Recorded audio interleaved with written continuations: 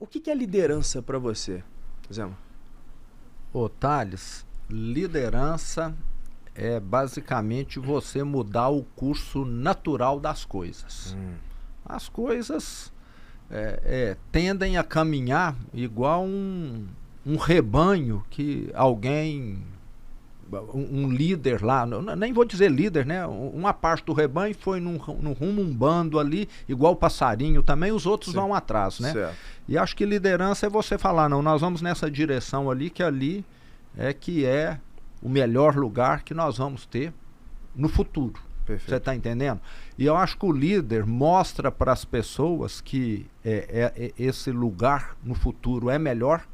Ele precisa estar sabendo comunicar, vender, aquilo ali é melhor, porque lá a terra é mais fértil, nós vamos plantar, a produção vai ser melhor. Perfeito. Lá nós estamos mais distante dos invasores, nós temos condição de usar esse rio aqui como barreira. Perfeito. Tem 1000 argumentos aí quando você tem um objetivo em mente. E sempre motivando as pessoas, porque às vezes a caminhada é árdua, né? Você precisa estar sempre lembrando, nós estamos cansados, é só subida até lá, mas vai valer a pena quando a gente chegar lá. E quando chegou, o trabalho não acaba. Eu falo que é um trabalho contínuo. Enquanto a gente estiver respirando, nós temos condição de estar contribuindo. Chegou lá, aí você vai ter de arar a terra, adubar a terra, colher, acompanhar, combater praga. É um trabalho constante. Ele só muda de acordo com aquela necessidade maior no momento. Quando eu assumi Minas Gerais, qual que era a grande questão lá? A parte financeira. Perfeito. Funcionário não recebia 13º, não tinha data para receber salário, era sempre um mês atrasado, no salário mínimo parcelado. Nossa. salário parcelado, prefeito não recebia repasse, 240 mil funcionários com o nome no SPC Serasa, porque o governo descontou da folha e não pagou os bancos. Perfeito. Então era o caos completo. E tinha prioridade isso. Como é que uma pessoa vai trabalhar, desempenhar bem, se não sabe se vai receber o salário? Não tem nem cabeça para isso. Então, agimos na parte financeira, redução de gasto em todas as frentes, né? Podia vender aquela cidade administrativa, né? Exato. E recuperando aquilo que não estava funcionando. Nós tínhamos muitos postos de saúde fechados no interior do estado, em cidade pequena que tem só um, porque o governo não mandava o dinheiro da saúde.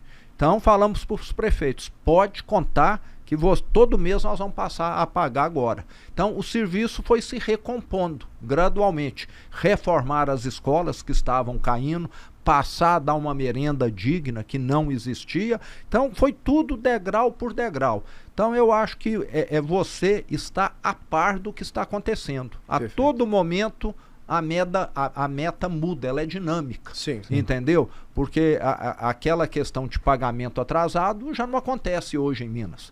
Estamos longe de ser um estado que tem folga financeira, mas não é mais o caos financeiro. Então acho que liderança é você estar sempre se inteirando dessa realidade e definindo quais são as metas daquele momento. E eu faço questão de fazer isso indo no chão de fábrica. Toda semana eu estou no interior do estado. Escuto prefeito, escuto vereador, escuto produtor rural, escuto empresário, vou de carro para saber como que as estradas estão, porque na hora que você toma conhecimento da realidade, é que você sabe que parafuso, que porca você tem de apertar para a esquerda, para a direita, ficar mais apertado ou não. Então é esse trabalho que parece assim de formiguinha que pouquíssimos políticos fazem. Perfeito. Porque é muito mais fácil você ficar no gabinete, no ar-condicionado, tomando cafezinho cercado de bajulador, você concorda? E a minha vida no varejo foi passada em campo. Acho que um dos grandes erros do líder, Zema, é ele ficar preso na tua sala, ouvindo só a turma que traz as boas notícias, então não ter o contato com a realidade, não ir ali para a força de vendas, igual eu te levei, não ir conversar com o cliente. Então ele fica, como você disse, envolto de puxa-saco, que só traz boas notícias, que a gente chama de departamento de boas notícias. Isso. Então ele fica cego, né? Ele não consegue tomar boas decisões, porque ele não tem informação. Não tem a história da Maria Antonieta lá na França? Perfeito. Não é? Exatamente. O povo está com fome, né? O que ela respondeu? Manda servir croissant para eles, não é isso? Não vivia muito longe da realidade. Que aquilo tinha croissant em quantidade. Para todo mundo, né? Porque é a realidade que ela vivia. Inclusive, assim, se eu tivesse essa caneta um dia, tá? Eu juro, eu acabaria com Brasília. Eu não, pode levar a capital do Brasil para algum lugar onde as pessoas estão próximos daquela turma que toma a decisão para pode voltar para o Rio mesmo, não tem problema não. Pode voltar para o Rio se quiser, mas assim, é muito ruim você ter uma capital que afasta a turma que tem a caneta da realidade, porque ele fica preso. O Brasil é uma cidade que você não consegue fazer nada andando lá. Difícil, né? Se você pega carro para ir para tudo e tal, aí a turma fica ali no Palácio de Versalhes, né? Os empirucados lá, né? São a grande maioria, não todos, mas oligarcas, não são ali aristocratas, não pensam num legado, né? E aí eles estão longe da realidade, mais né? distantes, né? Diz que alguns deles, né, até vêm assistir jogo de futebol em São Paulo, tem que pegar o avião do governo, pega né? Da FAB, né? Não é? O jatinho da FAB. A gente sustenta, a gente dá muita mordomia para essa turma, né? Impressionante. Mas fazer eu fiz questão, Thales, de desativar os elevadores privativos que o governador tinha lá. Eu tomo o elevador que todo mundo toma. É até bom pra você ver se as pessoas estão com a cara boa ou ruim. Você concorda? Ver se você tá fazendo alguma coisa certa ou errada, né? Frequentemente eu ando de avião de carreira. Às vezes dá para conciliar o voo de carreira com a vinda a São Paulo, ao Rio de Janeiro, a Brasília. É bom para você ver como é que tá a vida real também, para ver se as pessoas vão te xingar ou vão te acolher bem. Você concorda? Perfeito. Não é? Então, essa convivência com o mundo real, me parece que a classe política no Brasil não faz. E eu acho que é o seguinte, só para fazer uma posição aqui, Matheus. Ter um líder potencialmente chefe de Estado, como você, Zema, que é um empreendedor, que, bom, já mostrou em Minas o que um empreendedor, um gestor, pode fazer quando assume um Estado, né? Mas ter esse gestor, esse empreendedor assumir no Brasil é mais do que um sonho para gente que gosta de política, entende de política e principalmente entende de gestão, porque eu acabei de voltar de um non-deal roadshow, né? Que é quando os bancos... A gente está numa companhia que a gente está próximo de fazer um IPO, está esperando o mercado reabrir, então eu falo com muitos fundos de equity, que são esses fundos que investem em empresas que estão para listar e são listadas. Eu falei com 10 trilhões de dólares, Olha só. Falei com 10 trilhões de dólares. Então essas pessoas... Perdão, 10 trilhões de reais. Falei com o PIB brasileiro, 2 trilhões de dólares. Esses gestores, eles olham para mim e falam assim, olha, o Brasil tem os fundamentos certos, né? Você tem uma população grande, um país continental, uma nação que consome pra caramba, a gente consome muito mais do que, na média, assim, do que um europeu se comparado com a renda que o brasileiro tem, né? O brasileiro ele tem até um hábito negativo, né? Que ele consome tudo que ele tem, ainda o cheque especial, isso não é bom, mas do ponto de vista pro mercado, isso acaba sendo uma dádiva para as companhias, né? Desde que, obviamente, ele pague ali suas dívidas. Então, quando os fundos de equities olham para o Brasil, eles falam, o fundamento é certo. Então, eles me deram essa frase, tá? O Brasil tem uma mola comprimida. E que se houver uma transição para algum governo que tem uma preocupação maior com o fiscal, que vai me dar uma garantia de que eu não vou financiar só o seu débito fiscal, mas sim financiar empresas que vão crescer no Brasil, que podem gerar prosperidade para o investidor, óbvio, porque ele não está doando, ele quer extrair valor disso e, consequentemente, ali para o mercado, né? A gente acha que vai ter, cara, um rio de dinheiro para o Brasil. Mercado interno fala-se, inclusive, de bolsa batendo 200 mil pontos. É muito simples, é só ter uma transição de um governo, sair um governo irresponsável, que infelizmente é o governo que a gente tem hoje, e entrar um governo responsável. Não falaram nem de direita e esquerda, falaram um governo responsável. O mercado é cético, é isso que ele quer, responsabilidade, né? Nesse ponto, tendo o senhor aqui na mesa como pré-candidato aí ao executivo, quais são as medidas que você colocaria em pauta nos primeiros 90 dias de governo para que o Brasil seja percebido pelo dinheiro do mundo como um país mais responsável? Ô Thales, não existe bala de prata para resolver problema de uma empresa nem de um governo. Aqui na sua empresa, se você fala, vou fazer isso e a empresa vai para mudar de patamar, é mentira. Você vai ter que fazer centenas de ações aqui. No governo, mais ainda. Mas primeiro, vamos aqui ser bem objetivos. O exemplo vem de cima. Eu acho que um presidente nosso tinha de dar exemplo de gastar pouco. Começar por ele mesmo, entendeu? Lá em Minas eu dispensei palácio, dispensei 32 empregadas, eu fui morar numa casa que eu pago aluguel, tenho uma empregada e não 32 empregadas, garçom, mordomo, maître, não sei mais o que o antigo governador tinha. Perfeito. Não uso helicóptero para ir e voltar a trabalhar, fui alugar uma casa perto da cidade administrativa, vou e volto em 15, 20 minutos. Então, bons exemplos contam. Perfeito. Não são suficientes. Aliás, isoladamente nada que eu vou falar aqui é suficiente, mas perfeito. Em conjunto sim. Segundo, atacar a gastança. Quando um governo gasta muito, eu falo que é um efeito dominó.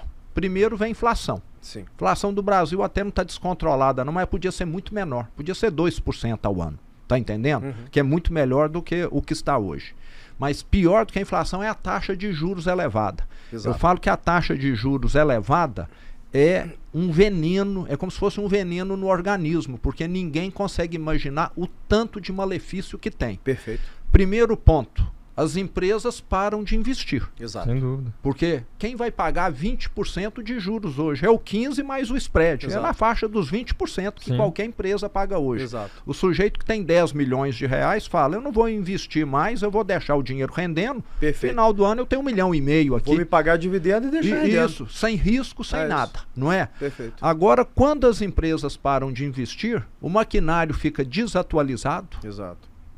Com isso, a competitividade do país fica prejudicada. Por que o Brasil exporta pouco produtos industrializados? Porque a nossa empresa, as empresas nossas investem pouco. Exato. Por causa da taxa de juros elevada. Exatamente. Por que a renda no Brasil não sobe? Porque as empresas investem pouco e a produtividade também não sobe. Você concorda? Concordo. Um maquinário da década de 80 não vai produzir o que o maquinário atual produz. Temos uma das piores produtividades do mundo, exato, dos países. Exato. Então, quando um governo gasta muito, é muito efeito colateral. Agora, para culminar, além disso que eu falei, ainda tem um lado social. Quem é que está pagando a conta desses juros altos? É o sujeito milionário que tem lá milhões aplicado ou é um endividado humilde? É sempre o pobre. É sempre o pobre. Inflação esse é o governo mais terrível que eu falo que ele é a maior hipocrisia possível. Ele fala que está fazendo programa social, que está distribuindo renda, mas o juros está fazendo no sentido inverso muito mais do que qualquer programa social. Eles estão distribuindo renda, só que ao contrário, né? Dos pobres para os ricos. Né? A dívida pública do Brasil hoje, a ordem de grandeza é 7 trilhões. Perfeito. 15% ao ano é 1 trilhão. Perfeito. Nós estamos dando 1 trilhão para os ricos e tirando dos pobres. 7% tá entendendo? Só para pagar custo da dívida. Exatamente.